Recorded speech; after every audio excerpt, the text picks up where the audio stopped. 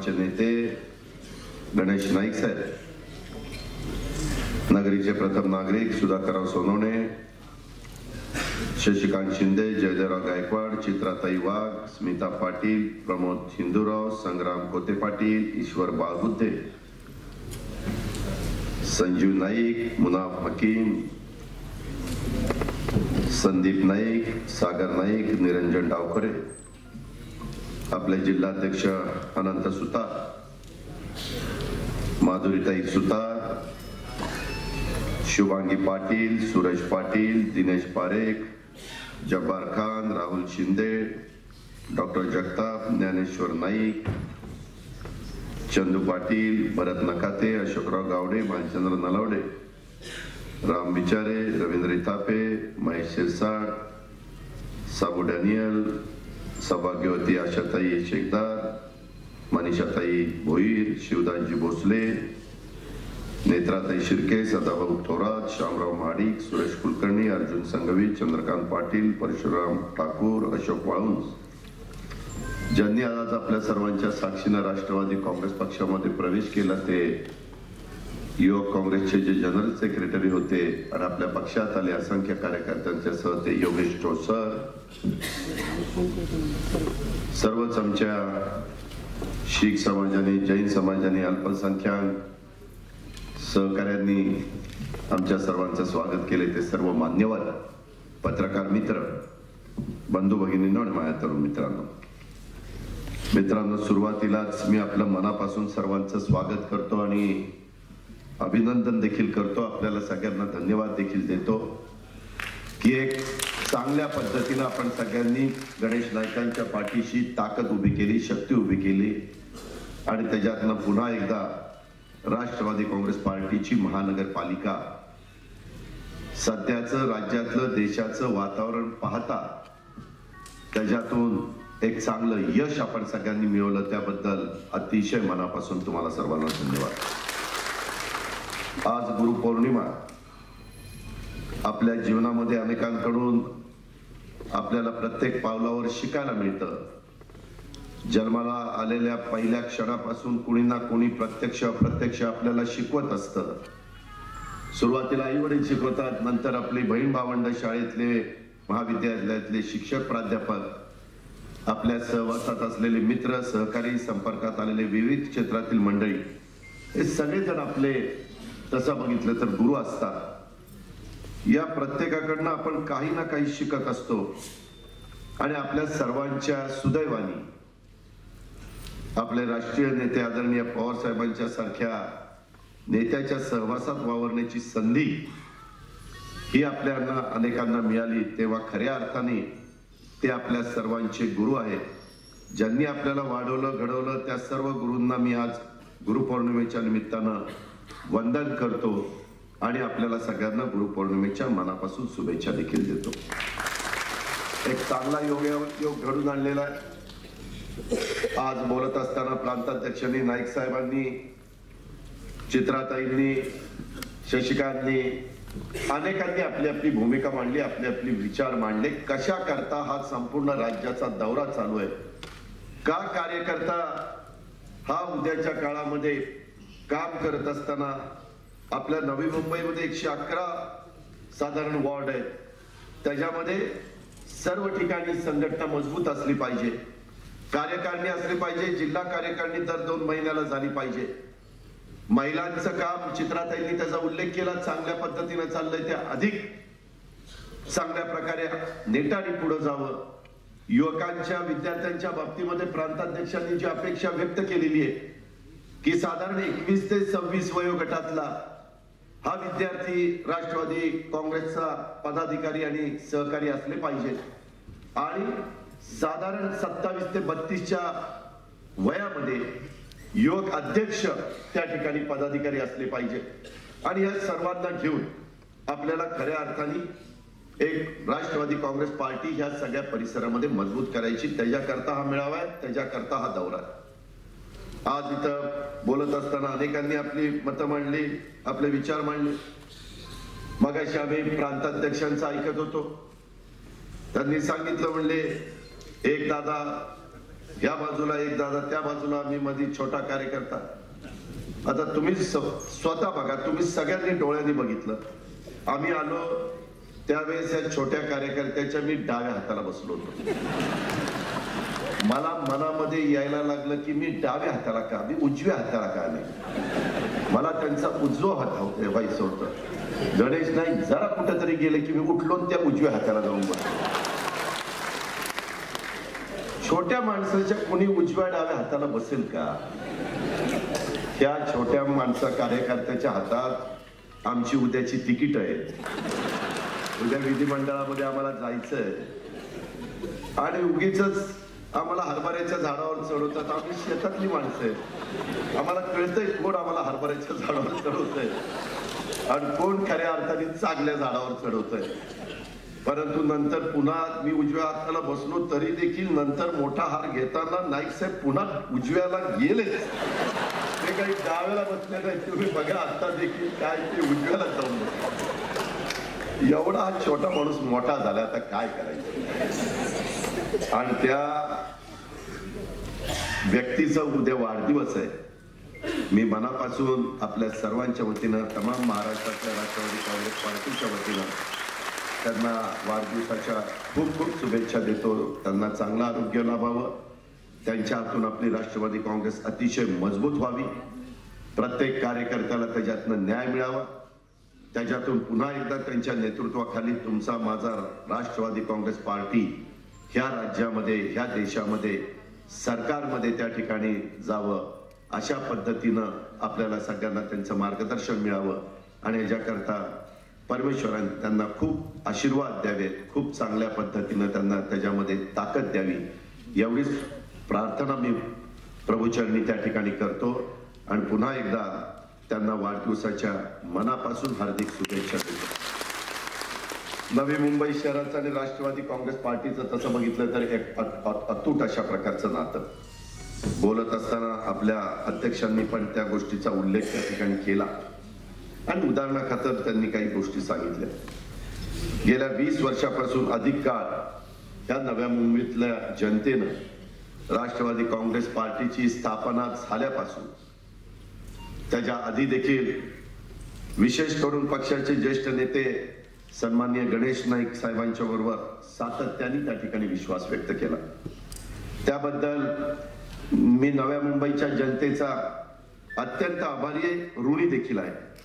सन्माननीय नाईक साहेबांच्या पाठीशी खंबीरपणे ठामपणे उभं राहिलेल्या सर्व कार्यकर्त्यांना मी धन्यवाद देखील देतो.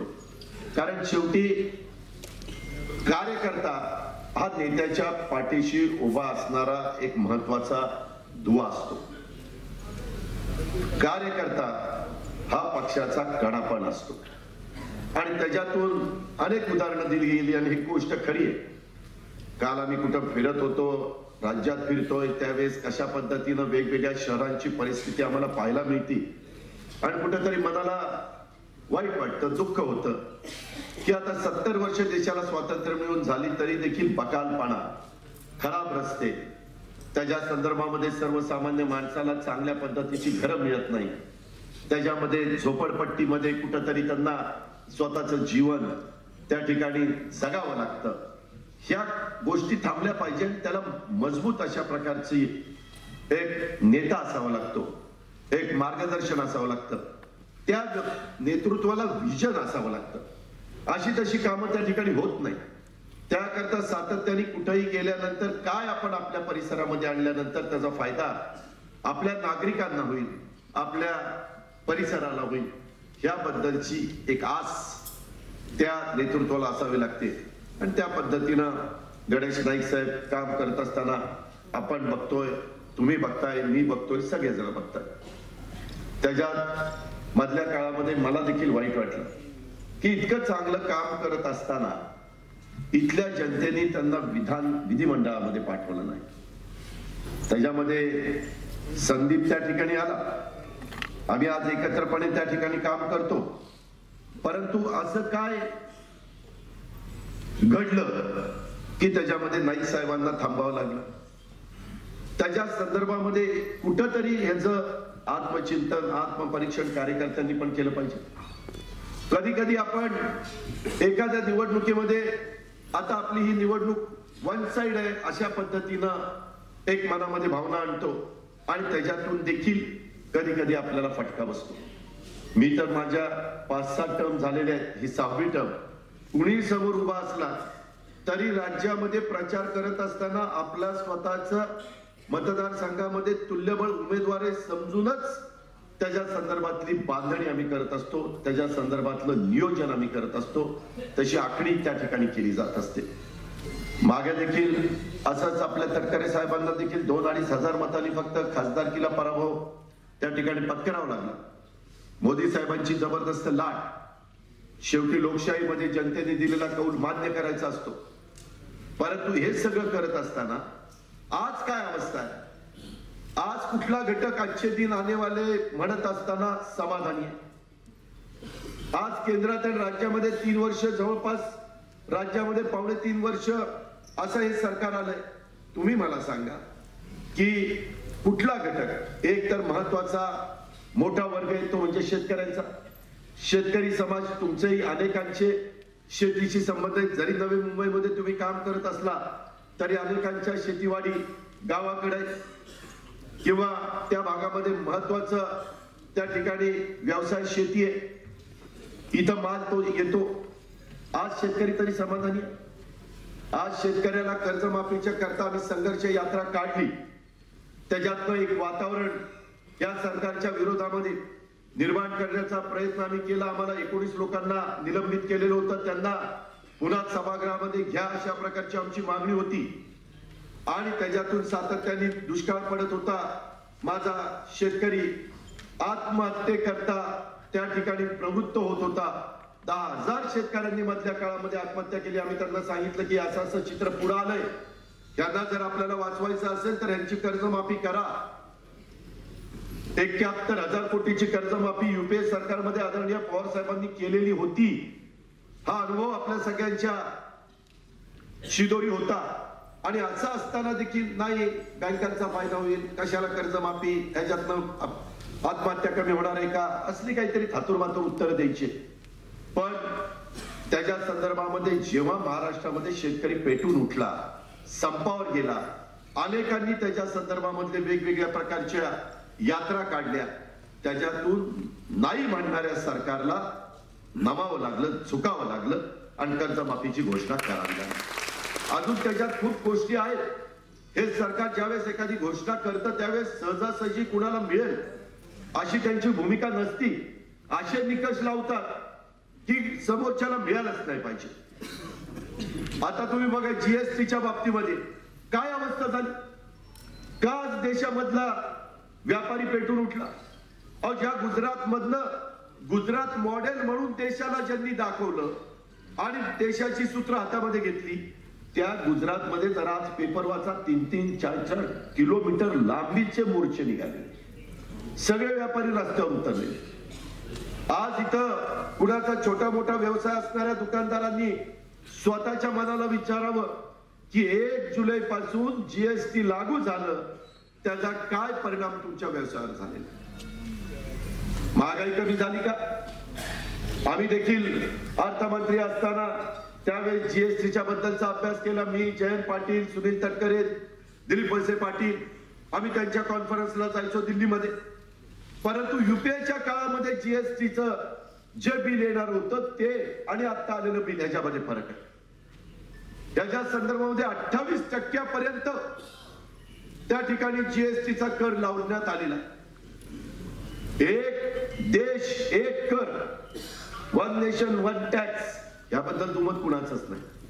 परंतु तसं चित्र झालंय का? आज देशात सर्वात जास्त पेट्रोल आणि डिझेल महाग कुठं असेल तर ते तुमच्या माझ्या महाराष्ट्रामध्ये. तुम्ही आकडे काढा. केरळला काय, तामिळनाडूला काय, वर दिल्लीला काय, पंजाबला काय, हरियाणा काय, गुजरातला काय, सर्वात जास्त पेट्रोल आणि डिझेल आपल्याकडे महाग आहे. मग असं का होतं? बाकीच्या बाबतीमध्ये देखील जीएसटीच्या संदर्भामध्ये ज्या काही अडचणी समोर आलेल्या त्याच्याबद्दल हे सरकार का बोलायला त्या ठिकाणी तयार नाहीये. त्याच्या संदर्भामध्ये नीट माहिती द्यायला का तयार नाहीये.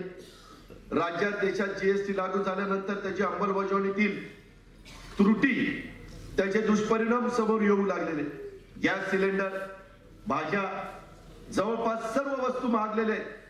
काही वस्तूवर कर वाढला किंवा काहीवर कमी झाल्याचं सांगितलं, परंतु बाजारात किंवा दुकानामध्ये गेल्यानंतर सगळ्याच वस्तू जीएसटी लागू होण्याच्या आधी पेक्षा त्याच्या किमती वाढलेल्या, दर वाढलेले तर विकले जातात व्यापाऱ्यांकडनं.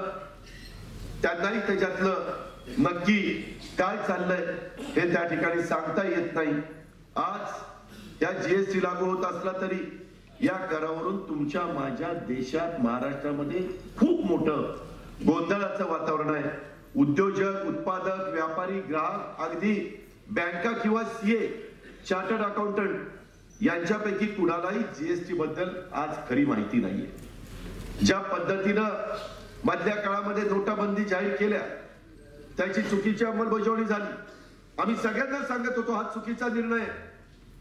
त्यांनी सांगितलं नकली नोटा बाहेर काढायच्या, काळा पैसा बाहेर काढायचा.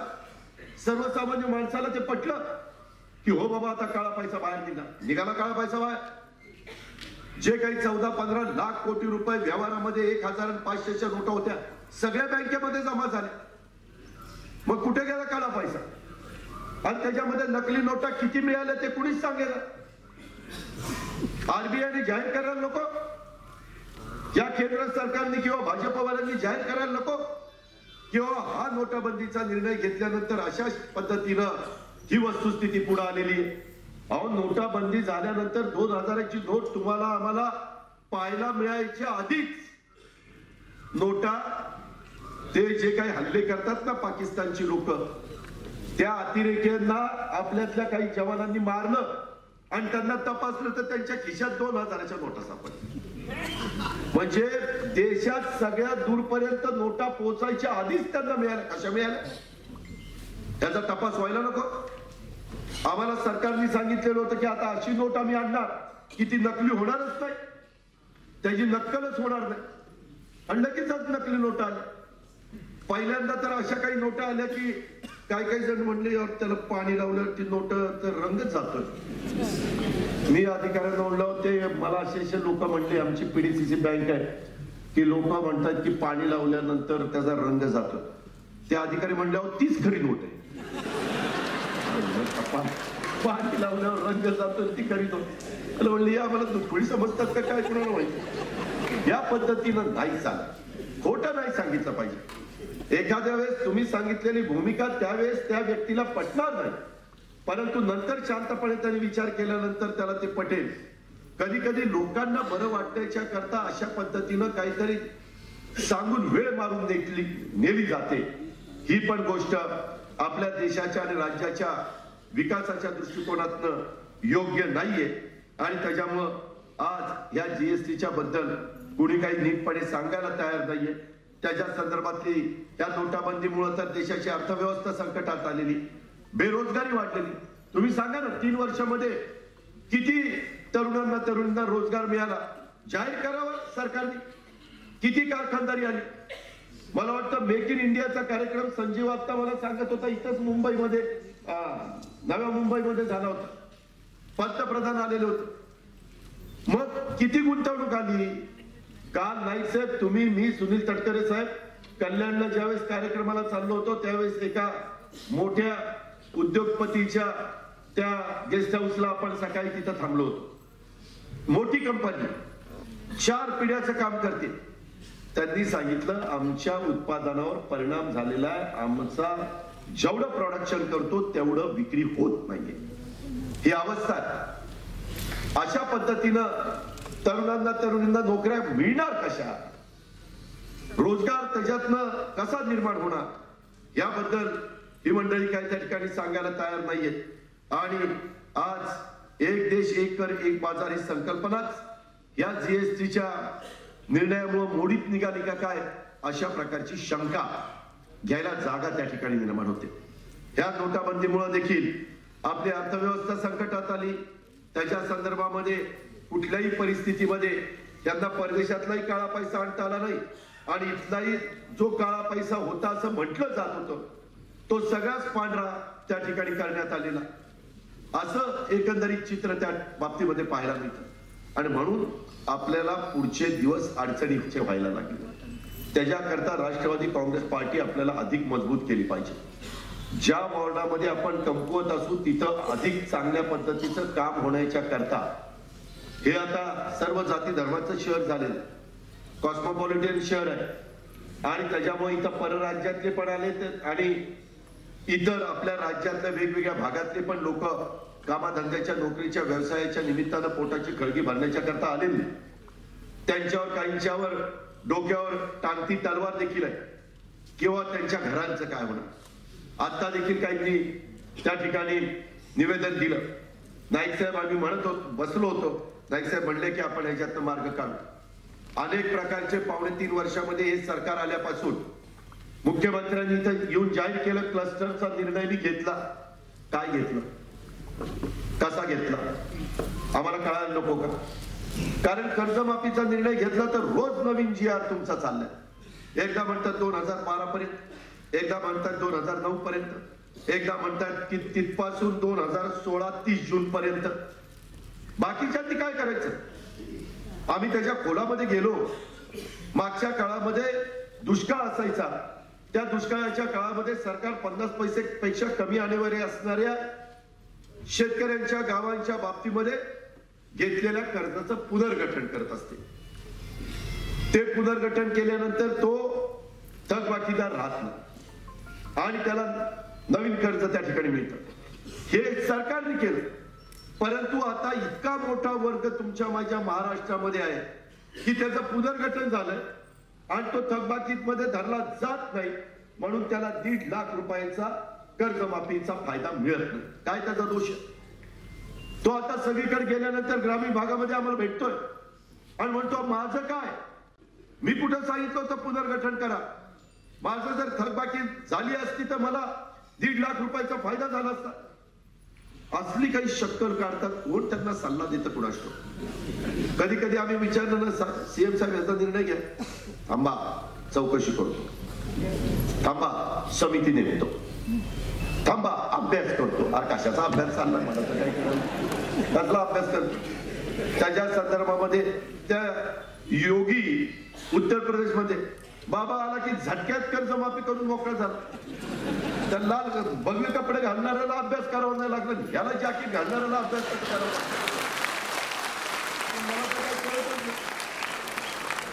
बरं नव्हतं. अशा पद्धतीचं जे काही चाललेलं आहे हे आम्हाला पटत नाही. आम्हाला तुम्ही पटवून द्या. तुम्ही आम्हाला सांगता की जर एखाद्यावर 5 लाख रुपये कर्ज असेल, समजा आमच्या अध्यक्षाची शेती आणि 5 लाख रुपये कर्ज आहे, तुमच्यावर कर्ज नाही मला माहिती आहे, तुम्ही सांगितलं, पण त्यांना सांगितलंय आधी 3.5 लाख रुपये भरा आणि मग तुमचे 1.5 लाख रुपये माफ करतो. आणि त्या शेतकऱ्याकडे 3.5 लाख रुपये भरायला असते तर कशाला तुमच्या दारात आला असता कर्ज माफ करायला? काय यांना आहे का नाही कुणाला माहिती. असं कसं ते करतात? तुम्ही त्याच्यापेक्षा त्यांचं 1.5 लाख रुपये माफ करा, भरा आणि त्यांना सांगा बाकीचं 3.5 लाख तुमच्या सोयीने तुम्ही भरून टाका. तुम्ही त्यांना द्या ना. ही कर्ज माफी आहे का कर्ज वसुली आहे तीच मला काही कळलं. या प्रकारे तुम्ही बघा, अनेक जिल्हा मध्यवर्ती सहकारी बँकामध्ये जुन्या ज्या नोटा 1500च्या आहे, आपल्याच पुणे जिल्हा मध्यवर्ती सहकारी बँकेमध्ये 585 कोटी रुपये. आता आम्हाला ते बेलापूरला आपल्या RBIचं तिथं ऑफिस आहे, तर बहुतेकांना सगळ्यांना सांगितलं की त्याचं असं पॅकिंग करून बेलापूरच्या ऑफिसमध्ये त्या ठिकाणी पाठवून द्या. आता एवढे मोठे नोटा आणायच्या, आम्ही पोलिसांना सांगितलं रक्कम आणायची, बंदोबस्त द्या, एवढी मोठी रक्कम घेऊन जायचंय आणि त्या पद्धतीने भरायचे, मग ते नवीन नोटा देणार. 8 महिने झाले जुन्या नोटा पडल्यात, त्याचं व्याज नाही, काही नाही. आता मला संजीव नाईक सांगत होते की बाबा आमच्याकडे जे डिपॉझिट असतं, आम्ही 1000 कोटी रुपयाचं डिपॉझिट ह्या नव्या मुंबईकरांचं आमच्या गणेश नाईकांच्या मार्गदर्शनाखाली ठेवलेलं आहे, परंतु 5 वर्ष झाली की आम्ही पेपरला जाहिरात देतो आणि राष्ट्रीयकृत बँकांच्याकडनं जास्तीत जास्त व्याजाचा दर जो देईल त्याला नंतर ती रक्कम पुन्हा त्या ठिकाणी दिली जाते. अशा पद्धतीनं आपल्या महानगरपालिकेचा फायदा करून जास्तीत जास्त व्याजाची रक्कम येईल आणि त्याच्यातनं आणखी विकास करता येईल आणि बजेट असतं त्याच्यामध्ये देखील त्या संदर्भातला विकास करायचं. अशा प्रकारचं इथं काम चाललं. म्हणजे कुठेही आणि सहकारी संस्थे बँकेमध्ये अजिबात ते पैसे द्यायचे नाही, किती जवळच्याची सहकारी संस्था असली तरी, बँक असली तरी. का तर सहकारी बँकेमध्ये कधी कधी काही वेगळे प्रकार घडतात आणि ती बँकच अडचणीत आली तर आपले नव्या मुंबईचे पैसे अडचणीत येतील. तिथं सांगली मधली वसंतदादा सहकारी बँक अडचणीत आली, सांगली जिल्हा परिषदेच्या आणि सांगली महानगरपालिकेचे पैसे त्याच्यात होते, सगळे पैसे अडचणीत आले. कधी काय होईल सांगता येत नाही. आणि त्याच्यामुळं एवढं दूरची दृष्टी ठेवून या परिसरामध्ये नाईक साहेबांच्या मार्गदर्शनाखाली एक चांगलं काम चाललेलं आहे. वेगवेगळ्या सहकाऱ्यांना महापौर पद मिळतं, स्थायी समितीचं चेअरमन पद मिळतं, सभागृह नेता पद मिळतं, सभापती पद मिळतात. सगळ्यांनी व्यवस्थितपणे त्याच्यामध्ये काम त्या ठिकाणी केलं पाहिजे. आणि आणखी उत्तम पद्धतीनं उद्याच्या काळामध्ये कधी आम्हाला महाराष्ट्रामध्ये कुठेही जायचं म्हटलं आणि सभा घ्यायच्या म्हटलं तर तिथं सांगता आलं पाहिजे की महाराष्ट्रामध्ये सर्वात चांगली महानगरपालिका नंबर 1 ची कुठली आहे तर ती नवी मुंबई महानगरपालिका आहे. विकासाच्या बाबतीमध्ये, स्वच्छतेच्या बाबतीमध्ये, त्याच्या संदर्भातल्या नियोजनाच्या बाबतीमध्ये. आणि मग ती कुठल्या पक्षाची? ती राष्ट्रवादी काँग्रेस पक्षाची. त्याच्यामुळे याच्यातलं पक्षाचं पण त्या ठिकाणी नाव मोठं होतं, पक्षाला पण त्याचं क्रेडिट मिळतं, नेता म्हणून गणेश नाईकांना पण मिळतं. आणि तुम्ही सगळेजण काम करत असता, तुम्ही सगळेजण या शहरामध्ये राहत असता, त्याच्यावर तुम्हाला पण एक छाती अभिमानाने तुमची फुलून येते की नाही, सर्वात चांगल्या महानगरपालिकेच्या शहरामध्ये आम्ही सगळेजण त्या ठिकाणी राहतो. अशा पद्धतीनं आज माझे शीख समाज, माझे अल्पसंख्याक समाज, माझे जैन समाजाच्या लोकांनी पुढे येऊन ज्या पद्धतीनं आदरातिथ्य केलं त्याबद्दल तुम्हाला सगळ्यांना मी मनापासून धन्यवाद देतो, तुमचे मनापासून आभार मानतो. एक सर्व समाजाच्या बद्दल जातीय सलोखा निर्माण करण्याचं काम या परिसरामध्ये राष्ट्रवादी काँग्रेस, गणेश नाईक आणि बाकीच्या सगळ्या मान्यवरांच्या नेतृत्वाखाली झालेलं आहे, प्रयत्नामुळे झालेलं आहे. त्यामुळं एक चांगलं वातावरण. आता मला कोणतरी म्हणाल 48 वर्ष झाली, 2 वर्षांनी 50 वर्ष होतील म्हणले आमचे गणेश नाईक साहेबांचे संबंध. आताच कोणीतरी मला सांगत होतं. ह्या पद्धतीनं पिढ्यानपिढ्या या सगळ्या गोष्टी आपलेपणा एक जतन करण्याचं काम हे निश्चितपणे झालं पाहिजे आणि ते त्या ठिकाणी होत आहे. आज या कार्यक्रमाचं निमित्त साधून योगेश ठोसर त्या आणि अनेक नव्या तरुण दमाच्या कार्यकर्त्यांनी नव्या दमाच्या पक्षामध्ये प्रवेश केलेला आहे. योगेश, मी तुम्हाला सांगू इच्छितो की निश्चितपणे काँग्रेस आणि राष्ट्रवादी काँग्रेस यांची साधारण विचारधारा एकच आहे. आम्ही पण पूर्वी काँग्रेसमध्येच होतो, आम्ही पण त्या पक्षातनं खासदार झालो, आम्ही पण त्या पक्षातनं राज्यमंत्री झालो. परंतु स्वाभिमानातनं राष्ट्रवादी काँग्रेस पार्टीची ज्यावेळेस स्थापना झाली, कारण काही पक्षामध्ये ज्यांच्यात कर्तृत्व आहे, नेतृत्व आहे, त्याला संधी देण्याचं काम केलं जातं. त्याचं पाठीमाग राजकीय पार्श्वभूमी काय ते पाहिलं जात नाही. तो गरीब असला तरी देखील चालतो, परंतु त्याची काम करण्याची चिकाटी असली पाहिजे. आणि असा कुठला पक्ष आहे तर तो राष्ट्रवादी काँग्रेस पक्ष आहे, ही गोष्ट ध्यानात घ्या. मी अलीकडचं उदाहरण देतो. धनंजय मुंडे भारतीय जनता पक्षामध्ये होते, परंतु ज्यावेळेस राष्ट्रवादीमध्ये आले आणि विधान परिषदेमध्ये विरोधी पक्ष नेता कुणाला करायचं, अनेक दिग्गज नेते होते, परंतु साहेबांनी सर्वांशी चर्चा केली, म्हणले आपण एका तरुणाला संधी दिली आणि त्याच्यातनं धनंजय मुंडेला संधी दिली. चांगलं काम करतोय की नाही? उत्तम पद्धतीने त्या ठिकाणी एक भूमिका विरोधी पक्षाचा नेता या नात्याने मांडतोय की नाही? शेवटी कार्यकर्ता ह्याच्यातच घडत असतो, ह्याच्यातूनच तयार होत असतो. त्याला फक्त आपण संधी दिली पाहिजे. त्याला कुठे चुकलं तर 2 नीटपणे सल्ले पण दिले पाहिजे की आता ही पुन्हा चूक होऊन देऊ नको. ह्या प्रकारे आपल्याला पुढे जायचंय.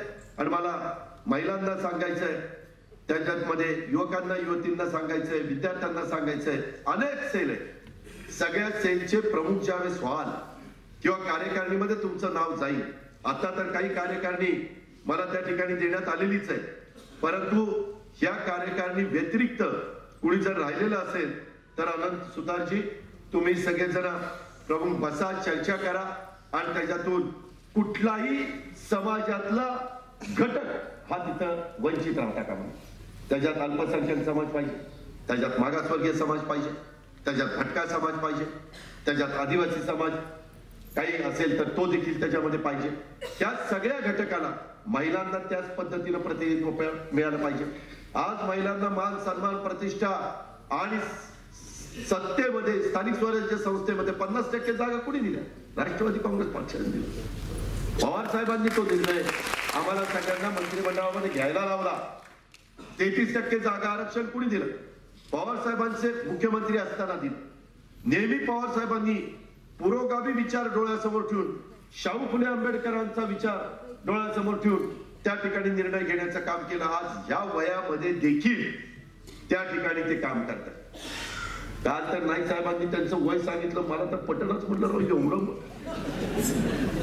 इतकं वय असलं तरी आज पण त्यांच्याकडे बघितल्यानंतर संजीव नाईक, संदीप नाईक आणि गणेश नाईक तिघही भाऊच वाटतायत. आणि सागर राहिला, पण सागर आता महापौर पद गेल्यावर त्याचे गाल बिल वर आले. जरा मला मी बघितल्या मला सागर म्हणलं गाल फुगे आली का काय कोणाला म्हणतात. जरा नीट बघतोय तर जरा म्हणजे पदावर असल्यानंतर बाबा चांगला दिसत होता, आता जरा गुबगुबीत दिसायला. आणि सुतार साहेब तुम्ही तर आहेच गुबगुबीत. मित्रांनो, ह्याच्यातला गमतीचा भाग जाऊ द्या, परंतु सगळ्यांनी आरोग्य चांगलं ठेवा, व्यवस्थितपणे राहा, निर्व्यसनी राहा.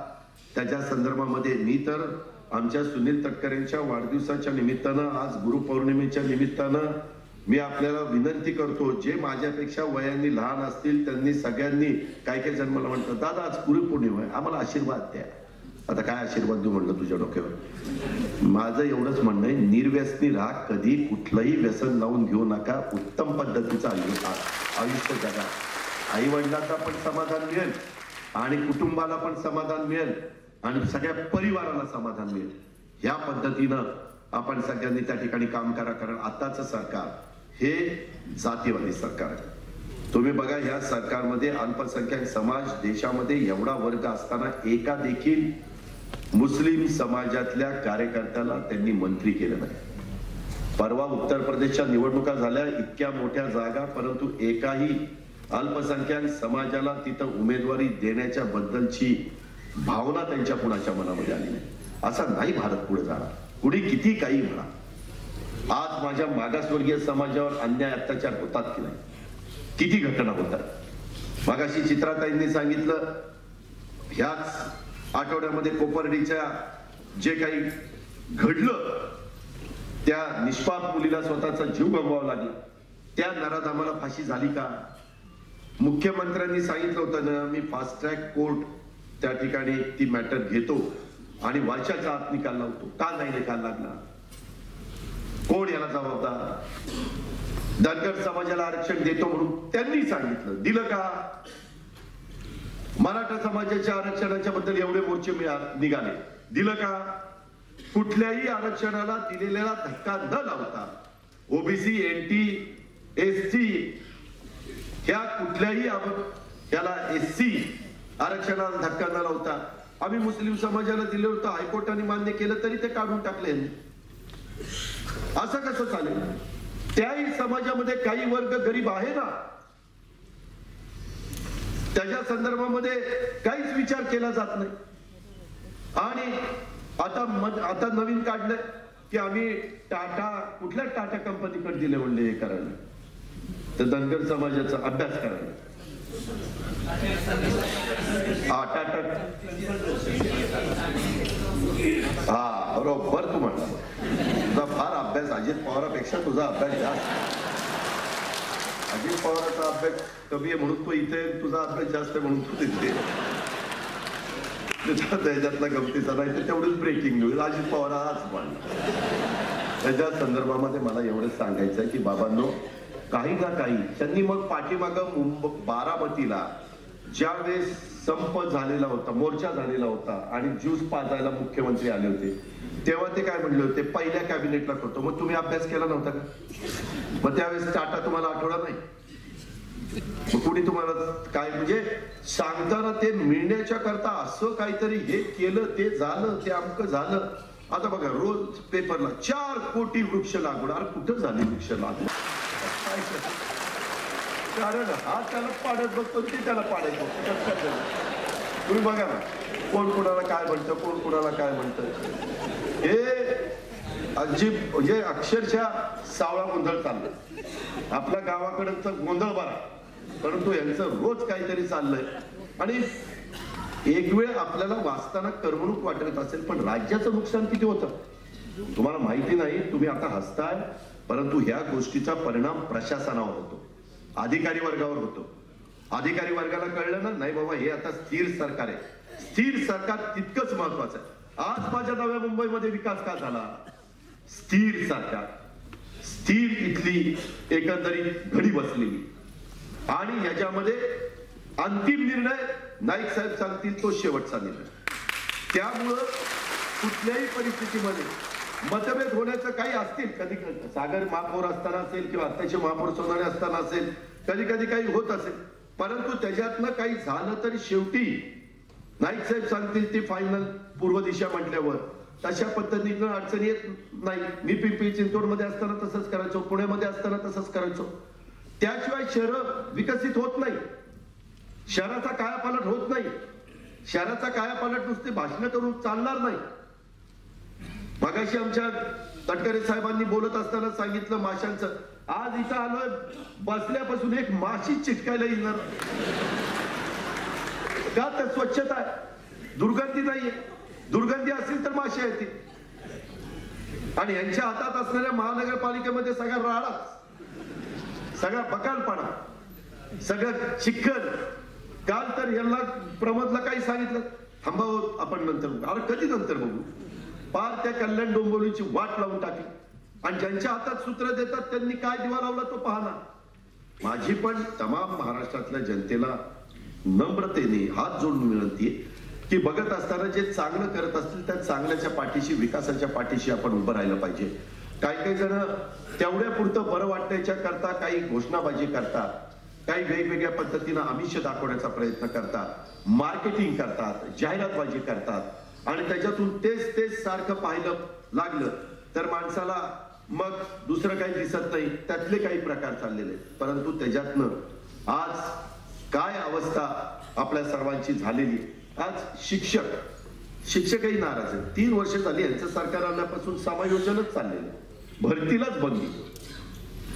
परवा चित्राताई म्हणल्या ते खरंय. मला वाटतं मला कोल्हापूरला बाल अंगणवाडी मदतनीस कार्यकर्ते त्या सगळ्या महिला भेटायला आलेले होते. त्या म्हणले दादा आम्हाला तर काहीच वाढ मिळत नाही, काही नाही. त्याच्याबद्दल आज 7वा वेतन आयोग आलाय, त्याच्याबद्दल नुसतं बोललं जातं, नक्की काही सांगितलं जात नाही. तुम्ही बघा, कर्जमाफीची घोषणा झाली, घोषणा होऊन अजूनपर्यंत नक्की किती लाख, किती कोटी शेतकऱ्यांना कर्जमाफीचा फायदा झालेला आहे, किती कोटी रुपये सरकार देणार आहे, याच्या आकडेच पुढे येईल.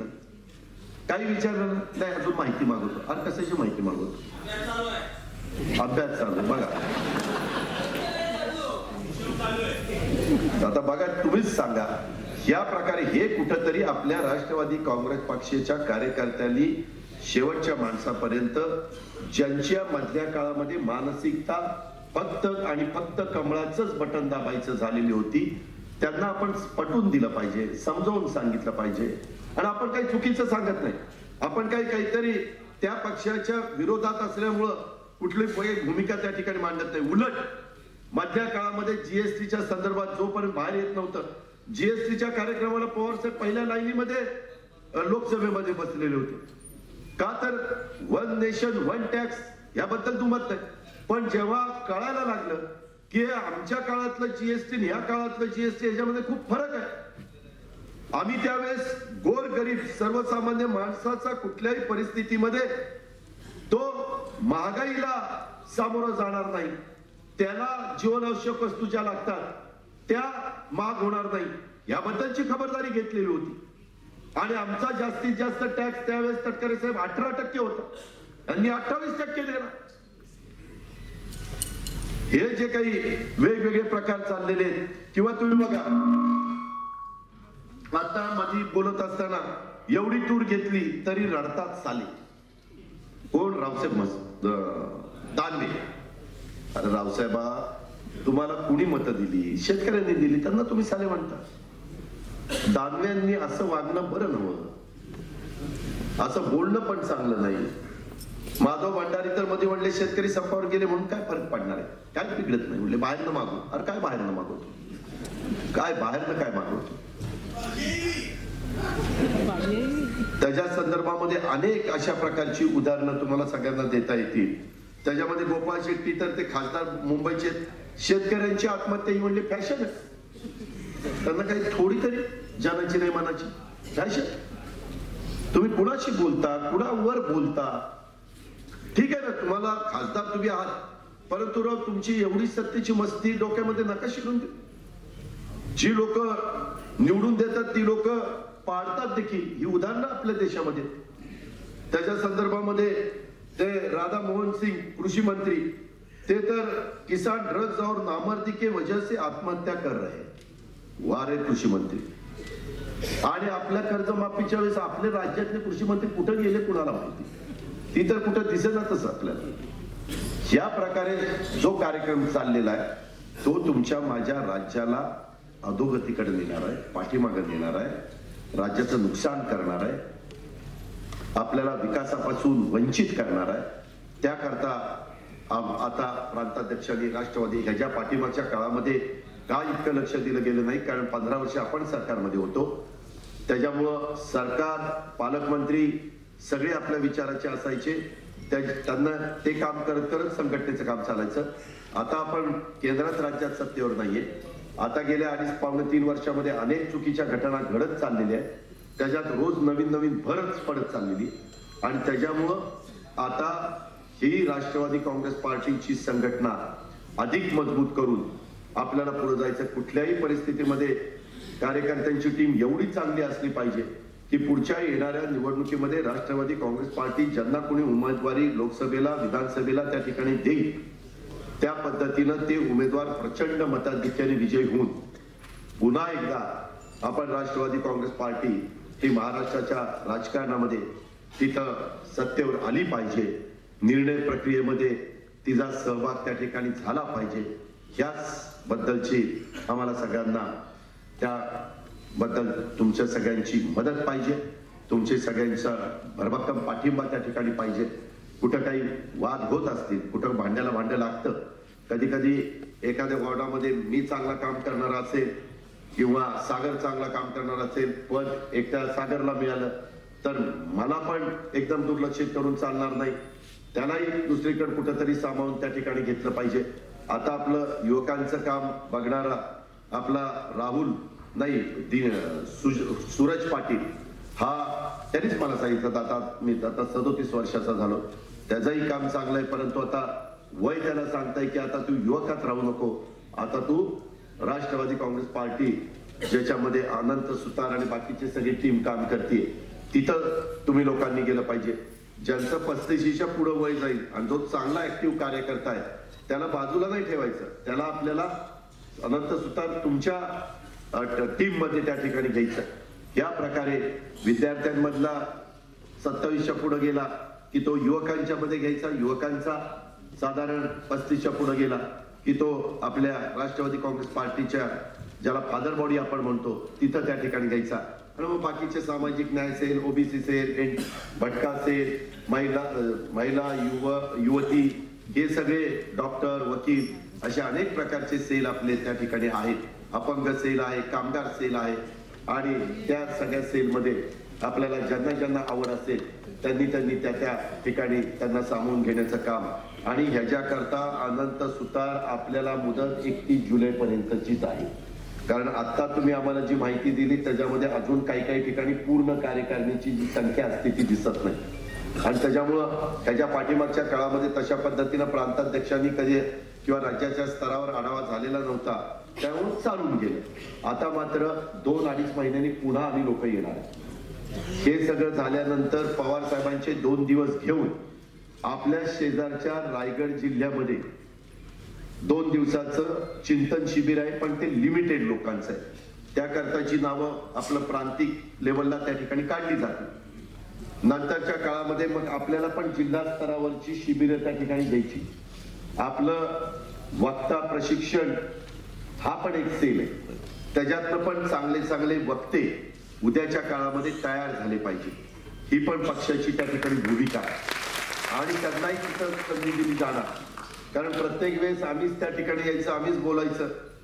त्याच्या संदर्भात नवी चेहरे, नवे सहकारी आणि हे सगळे पदाधिकारी नेमत असताना अनंत सुतार काही झालं तरी त्या लोकांची जनमानसामध्ये त्या कार्यकर्त्याची, त्या पदाधिकाऱ्याची प्रतिमा स्वच्छ असली पाहिजे, व्यवसाय चांगले असले पाहिजे.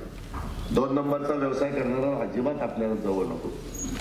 किंवा काही जणांना सवय असते नुसतंच लेटर हँड छापायचं आणि मग सांगायचं चल तुला आत्ता लावतो इकडे एक 5 लाख रुपये ते मला तात्पुरते. ते 5 लाखही जातात, ते लावणंही जातं, सगळंच जातं, सगळेच पक्षाची बदनामी होती. अशी जी ह्या टोपी घालणारे किंवा आमच्या ग्रामीण भागात ह्या बोटाचा थुका त्या बोटाला लावणारे अशी जी काही चित्रबा असतात ती आपल्याला अजिबात नको.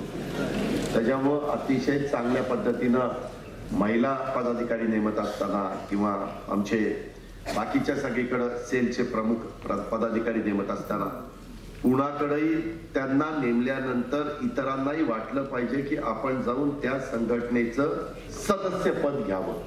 आता 1 तारखेपासून कालच्या 1 जुलै तर काहीतरी महिनाभर 18 वर्ष पूर्ण झालेल्यांची नोंदणीचा कार्यक्रम सुरू झालाय, मतदार नोंदणी. जे 18 वर्षाची मुलं मुली झालेली असतील त्या सगळ्यांना आपल्याला मतदार यादीत त्यांचं नाव कसं येईल त्याही बद्दल आपण सगळ्यांनी मिळून प्रयत्न करा. आणि आता सभासद नोंदणीचा पण कार्यक्रम त्या ठिकाणी येईल. एकंदरीतच सगळ्यांनी मिळून मिसळून अतिशय चांगल्या पद्धतीनं एक उत्तम प्रकारचं वातावरण हे नव्या मुंबईच्या परिसरामध्ये निर्माण करावं अशा प्रकारची आपल्याला सगळ्यांना आग्रहाची विनंती करतो. आणि सध्या पाऊस पण मधीच येतोय, मधीच उघडतोय. जरा सगळे शेतकरी त्याच्यामुळं काळजीत आहेत. परंतु या कर्जमाफीच्या बद्दल देखील जे काही सातत्याने वेगवेगळ्या प्रकारचे बदल केले जातात. आम्ही उद्याच्या 24 तारखेला आमचं अधिवेशन सुरू होतंय, त्यावेळेस सागर असेल किंवा मी असेल, बाकीचे आमचे सहकारी असतील, वरच्या सभागृहामध्ये जयेंद्रराव गायकवाड, निरंजन, सुनील तटकरे साहेब हे सगळेजण तिथं अतिशय योग्य प्रकारची भूमिका तिथल्या आयुधाचा वापर करून त्या ठिकाणी करतील. आम्ही खालच्या सभागृहामध्ये करू आणि जिथं जिथं कुठं अन्याय होत असेल तिथं अन्यायाला एक न्याय देण्याच्या करता, त्या अन्यायाला वाचा फोडण्याच्या करता राष्ट्रवादी काँग्रेस पार्टीचा कार्यकर्ता हा धावून जातोय. ह्याच पद्धतीचं चित्र आणि वातावरण आपण सगळ्यांनी निर्माण करावं आणि ते निर्माण करण्याच्या करता आज गुरुपौर्णिमेच्या निमित्तानं मी आपल्या सगळ्यांना मनापासून शुभेच्छा देतो. अतिशय वेळेमध्ये आपण सगळेजण मोठ्या संख्येने उपस्थित राहिला आणि आमच्या सगळ्यांचे विचार ऐकून घेतले. राष्ट्रगीत गाण्याशिवाय कोणी जायचं नाही, आदरातिथ्य त्या ठिकाणी केलं, त्याबद्दल आपल्याला सगळ्यांना मनापासून धन्यवाद देतो. अशीच एकजूट, अशाच पद्धतीचं एक चांगलं काम इथून पुढच्या काळामध्ये देखील सातत्याने चालू राहावं ही अपेक्षा व्यक्त करतो. सर्वांची रजा घेतो. जय हिंद.